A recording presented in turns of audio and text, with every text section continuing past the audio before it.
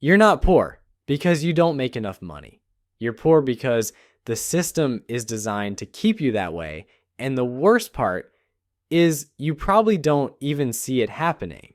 Most people walk around thinking they're making rational financial decisions when they're actually trapped in an invisible prison that's been carefully constructed around them since childhood. The bars aren't made of steel, they're made of payments, subscriptions, lifestyle expectations, and the constant whisper that you deserve things you can't actually afford.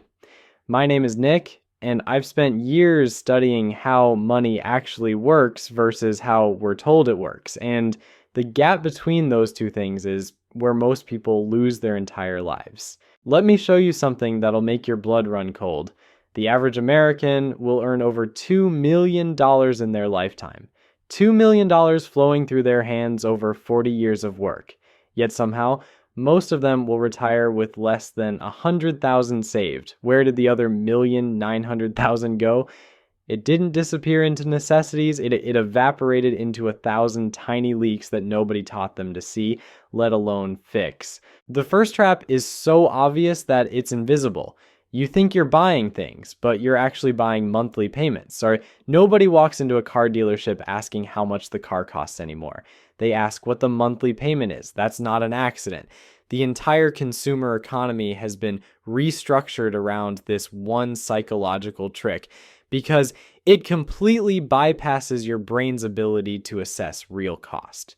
When you see a $300 monthly payment, your brain doesn't multiply that by 60 months. It doesn't calculate the interest.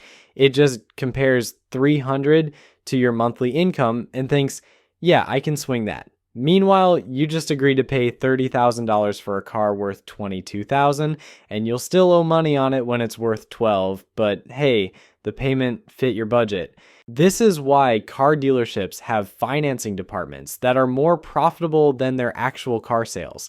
They're not in the business of selling you vehicles, they're in the business of selling you payment plans that keep you locked in place for years. And the beautiful part, from their perspective, is that by the time you're almost done paying off the car, it's old enough that you're ready to trade it in and start the whole cycle over again.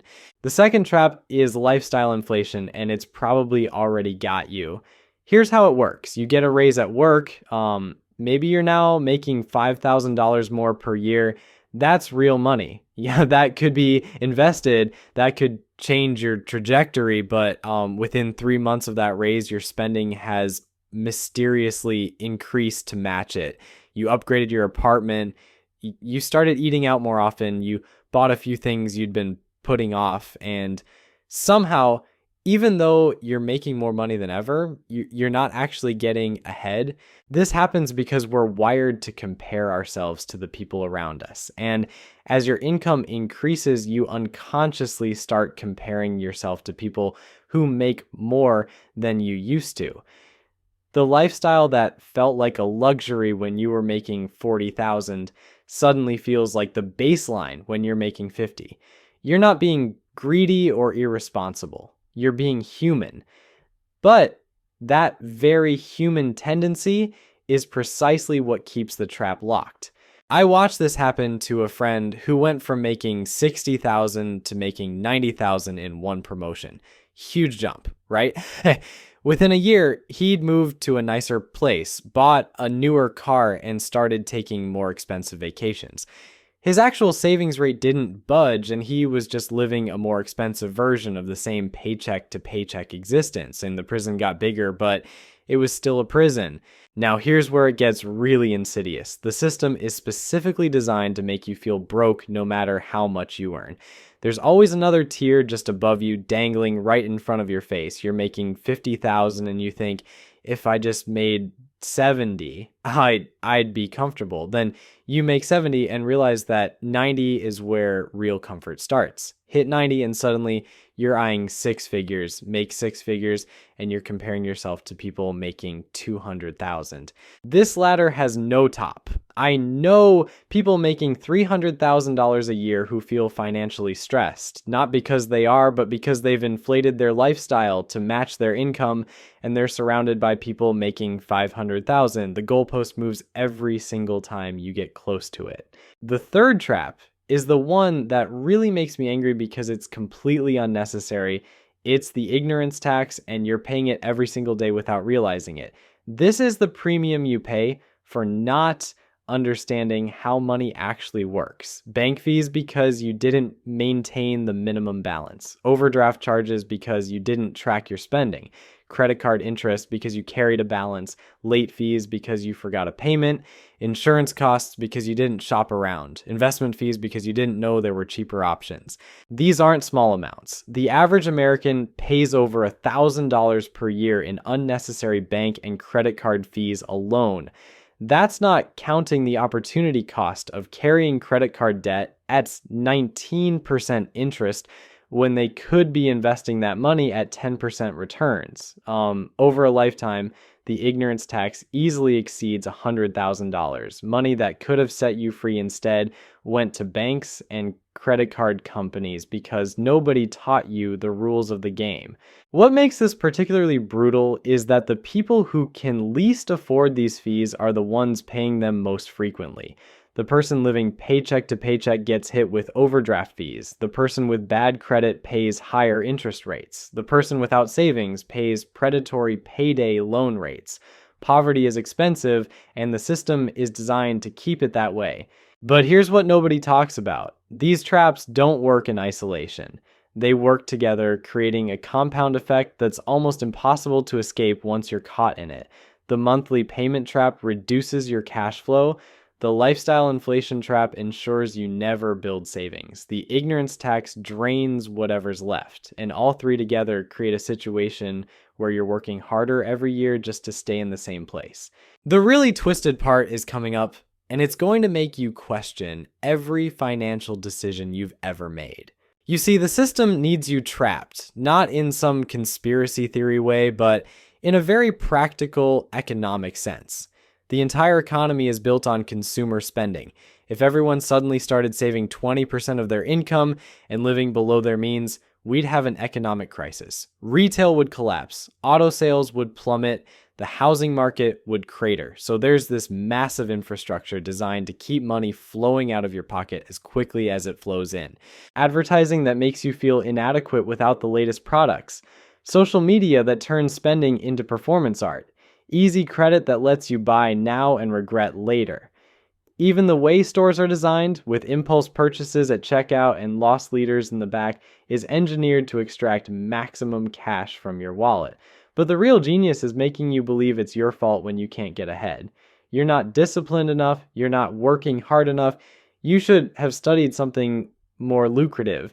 Meanwhile, the game is rigged from the start, and discipline alone won't save you when every force in the economy is pulling your money away. Here's something that'll make you reconsider everything. The average American will earn over $2 million in their lifetime. Some will earn $3 or $4 million, yet somehow most people retire with less than $100,000 saved. Where did those millions go? They went to monthly payments on depreciating assets. They went to lifestyle inflation every time income increased. They went to the ignorance tax because nobody taught financial literacy in school. Millions of dollars gone. Not stolen, exactly. I'd say it's more like slowly siphoned away through 1,000 small decisions that seemed reasonable at the time. Each individual choice felt manageable. Finance the car, it's only $400 a month. Upgrade the apartment, it's just $200 more. Get the premium cable package, what's another $50? But those small decisions compound just like investment returns do, except in reverse. That $400 car payment over 6 years is $28,000 plus the opportunity cost of what that money could have earned if invested. Do that twice in your lifetime, and you've spent enough to retire a year earlier. The apartment upgrade costs an extra $2,400 per year. Over 20 years, that's $48,000. Add in the investment returns you missed, and you're looking at over $100,000. The premium cable package seems trivial until you realize it's $600 annually. 40 years of that is $24,000 or closer to $70,000 with lost investment growth. 3 decisions, 3 seemingly insignificant choices. Together, they cost you $250,000 in retirement wealth, and We haven't even touched dining out, new phones every 2 years, or that gym membership you use twice. This is why the first 100,000 is so crucial and so difficult. You're not just building wealth. You're fighting against every systemic force designed to prevent you from building wealth. You're swimming upstream in a river specifically engineered to push you backwards. Most people never make it because they don't realize they're in a fight. Now, let's talk about the psychological warfare being waged on your bank account, because this is where it gets properly disturbing. Every major corporation has teams of psychologists figuring out how to separate you from your money. They study your brain chemistry. They understand your emotional triggers. They know exactly how to make you feel like you need something you don't. Take phone upgrades. Your current phone works perfectly fine, but they've created this annual ritual where not upgrading feels like falling behind. They've turned a functional tool into a status symbol and then obsoleted that status every 12 months. It's brilliant and completely predatory. Or consider how streaming services work now. Used to be you'd cancel cable and save money with Netflix. Now you need Netflix, Disney Plus, HBO Max, Hulu, Amazon Prime, Apple TV, and whatever else launched this week. Individually, they seem cheap. Collectively, they cost more than cable did, but they got you by making each decision feel small and independent. The fitness industry runs the same playbook. They sell you annual memberships in January when your motivation peaks, knowing most people quit by February. They're not selling fitness. They're selling the feeling of being the kind of person who goes to the gym. The actual gym attendance is almost irrelevant to their business model.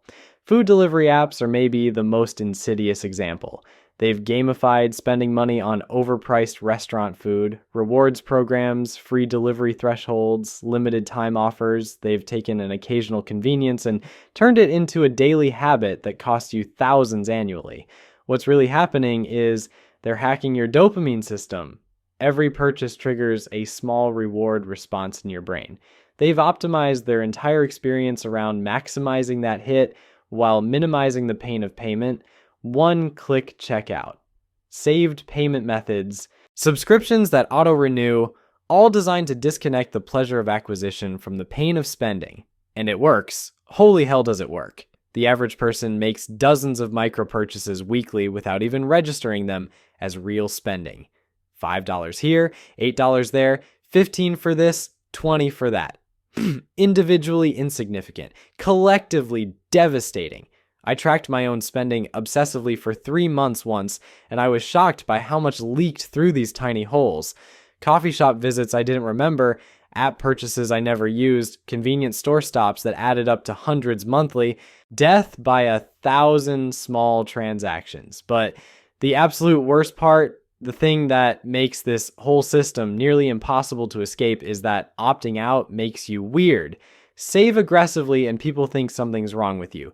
Drive an older car and suddenly you're the topic of concerned whispers. Live below your means and you're either cheap or struggling financially in people's minds. The social pressure to spend is enormous. We've built entire relationships around consumption. Meeting friends means spending money. Dating requires spending money. Even hobbies that used to be free have been monetized into expensive pursuits. Try being the person who suggests free activities. See how long before people stop inviting you to things. This creates a trap within the trap. You want to escape the monthly payment cycle, but doing so might cost you your social circle. You want to avoid lifestyle inflation, but that means watching your peers upgrade their lives while you stay put. You want to stop paying the ignorance tax, but gaining that knowledge requires time and effort nobody seems to have. So most people just stay stuck, working harder each year to maintain a lifestyle that's slowly destroying their financial future. And the truly maddening part is what happens next. You finally earn enough to increase your retirement contributions, so you bump your 401k from 6% to 10%. Feels responsible, right? Except inflation just ate your last raise, your rent increased again, and that 10% is coming from money you needed for other things. Now you're further behind despite technically doing the right thing. Or maybe you decide to get serious about building wealth, so you start researching investments. Stocks, bonds, real estate, crypto, index funds, actively managed funds, target date funds. The options multiply faster than you can learn about them. Analysis paralysis sets in. You spend 6 months researching the perfect investment strategy and end up doing nothing because you're terrified of making the wrong choice. Meanwhile, people who know less than you are actually investing and building wealth simply because they started. Perfect knowledge becomes the enemy of good action. You're so busy trying to optimize that you never actually begin. This is what keeps people trapped forever. Not laziness, not stupidity, just the overwhelming complexity of a system designed to extract maximum value from your confusion and inaction. Every path forward seems to require expertise you don't have, time you can't spare, or money you've already spent. Consider what happens when you try to break free. You want to cancel subscriptions, but which ones? You use most of them occasionally. Canceling everything feels extreme, so you keep them all and promise to evaluate later. Later never comes. You want to invest seriously, but you're carrying credit card debt at 18% interest. Every financial expert says pay off high interest debt first, but your retirement account has tax advantages and compound growth. Which should you prioritize? Both answers seem equally correct and contradictory. You want to buy a house to stop throwing money away on rent, but you don't have the down payment. Saving for one means staying in an expensive rental longer.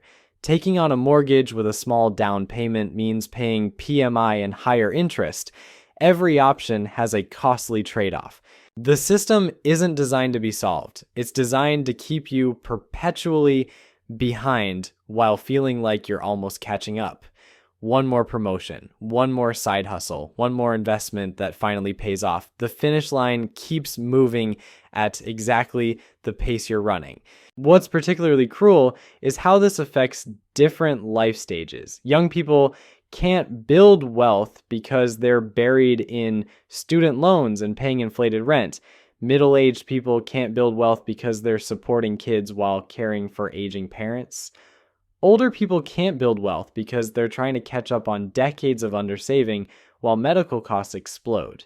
There's never a perfect time. The system ensures that every life stage has its own financial crisis designed to prevent wealth accumulation. You're always fighting fires instead of building foundations. And the goalposts keep moving. Retirement used to mean a pension and Social Security. Now, you need at least $1 million saved personally, probably more like $2 million to be comfortable. The average person is supposed to accumulate this while also paying for housing, healthcare, education, and every other inflated cost we've discussed. The math doesn't work. It literally cannot work for most people. You need to save impossible percentages of your income starting impossibly young while earning impossibly consistent returns. Yet, we treat individual failure to achieve this as a personal moral failing rather than a systemic design flaw. Here's where it gets really dark. The people who escape this trap usually do so through luck, disguised as merit. They happen to buy a house before prices exploded. They happen to join a company before it went public. They happen to inherit money from relatives. They happen to avoid major medical crises or family emergencies. Sure, they made good decisions, but plenty of people make identical decisions and stay poor because timing and chance didn't align.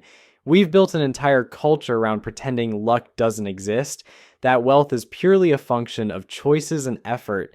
This lie keeps the system running by making failure feel personal rather than structural. The influencers selling you courses on financial freedom usually made their money selling courses, not following their own advice. The real estate gurus bought property during historical anomalies that won't repeat. The investment experts are showcasing survivorship bias, ignoring thousands who tried identical strategies and failed. Meanwhile, actual wealth building often looks boring and takes decades.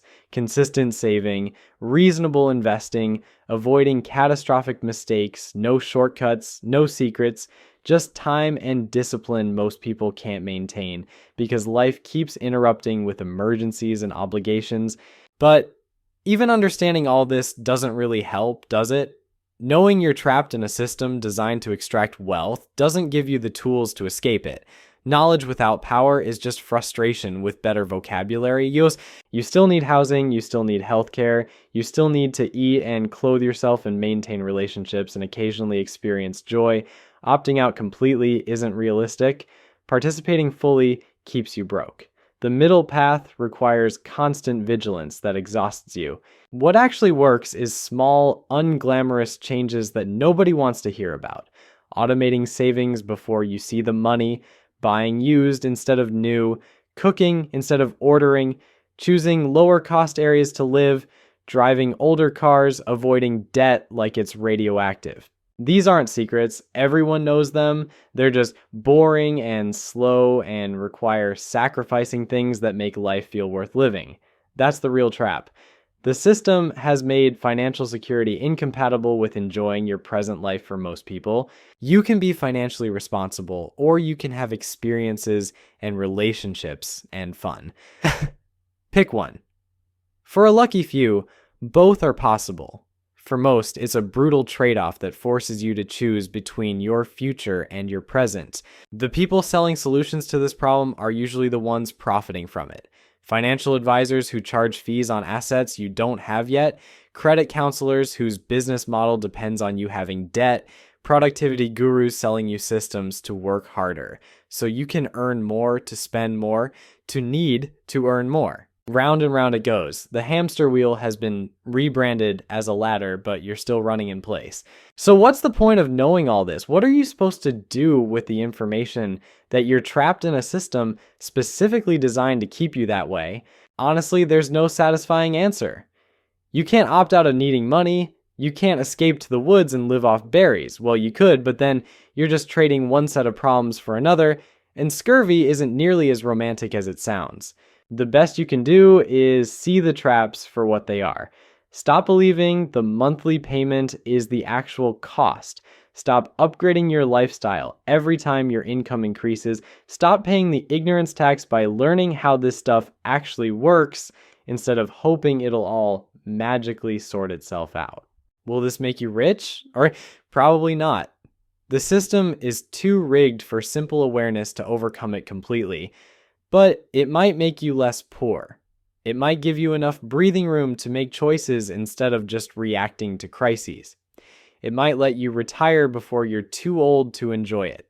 Or maybe it won't. Maybe you'll do everything right and still struggle, because that's how the math works out for most people. At least you'll know why. At least you won't spend your whole life wondering what you did wrong when the game was never designed for you to win in the first place. The invisible prison is still a prison even after you can see the bars, but knowing they're there is the first step to finding the gaps between them.